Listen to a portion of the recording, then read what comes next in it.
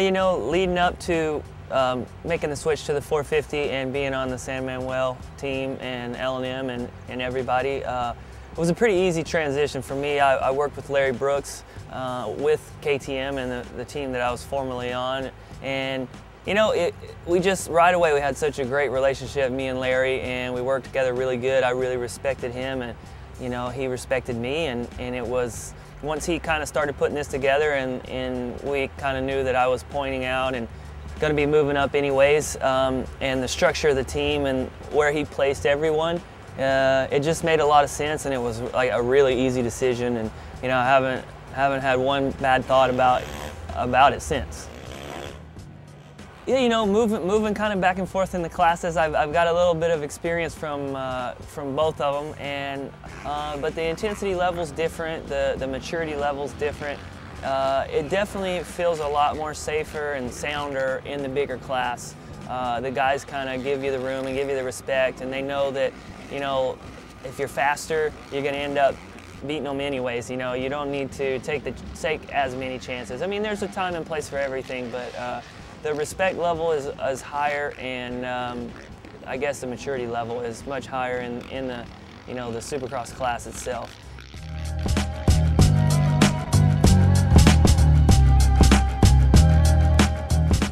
Yeah, being as close as me and Chad are and working together on the same team, we both know kind of our place in the team, and we're not, we're neighbors, we're good friends, we hang out, our wives are good friends. It just makes everything a little more comfortable, I think, and working closely like that, I mean, so far so good. I don't see any problems, coming up.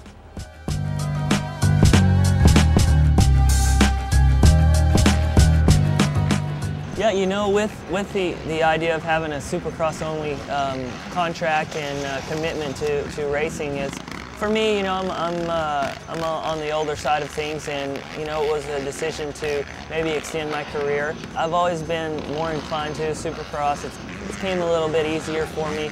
I enjoy it more. It puts a lot of emphasis on the Supercross, and but that's okay. I think that's where my bread and butter is, and I'm excited to be able to do that. There's not a lot of guys yet that have had that opportunity. I think you'll see more and more of that, but right now I just want to take advantage of a good thing, and I believe that's a good thing.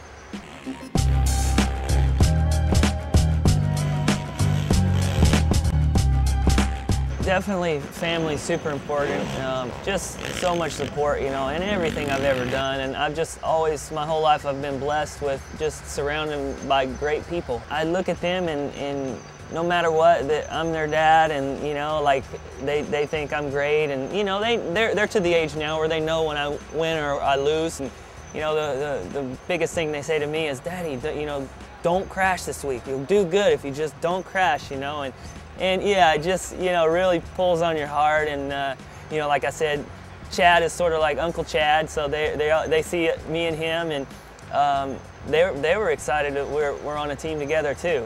To me, I know it's a dangerous sport. That side never kind of slips out of your mind. And when you have a family, you kind of puts things in perspective. And ultimately, you're always going to have that family, and they're always going to love you. And you can't stay down too long with the little kids and wife coming around smiling and saying, you know what, you put a lot of work into it, it's going to come around. So you kind of shake it off a little bit easier.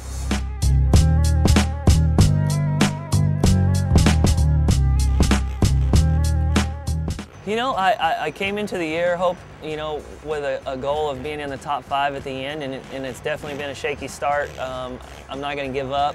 I think that it's a long series. I think that I can keep plugging away and make up for some of these races that haven't gone so well, and also, I mean, the podium's wide open for that, for that last spot if I think my time will come. I got to get good starts and stay up. I've been trying to roll around in the dirt for some reason, and that's not doing anybody any good. So I'm going to concentrate on, you gotta crawl before you can walk. So I'm going to kind of try to work my way up through there, and hopefully eventually get some podium finishes and end up in the top 5.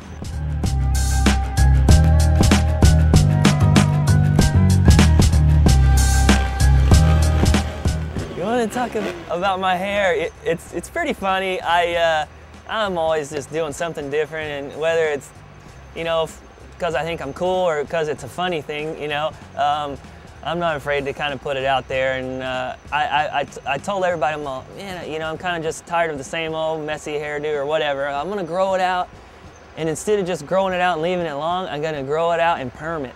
And I was gonna grow it all the way to Vegas, and then it would be big, you know, for Vegas, but it was already kind of getting out of control. So I called up Lonnie at Hairy Situations, and I said, you know what, let's do it now. And I had to talk her into giving me a perm. No one really wanted it. It was all me, all my idea, and I said, you know what, I'm gonna perm it, I'm gonna pick it out, I'm gonna poof it out, and you know, it'll be funny, it'll be fun, and it's just, you know, I said, hey, if it looks terrible, we'll shave it off. You know, hair grows back, so it wasn't anything that I was worried about, but we're just having fun with it. And you know, hey, just like I said, anything time something's new, it brings a level of excitement into your life. And if it's a new hairdo that will kind of kick you up a notch and kind of get you past a point that's kind of dragging a little bit, then let's do it.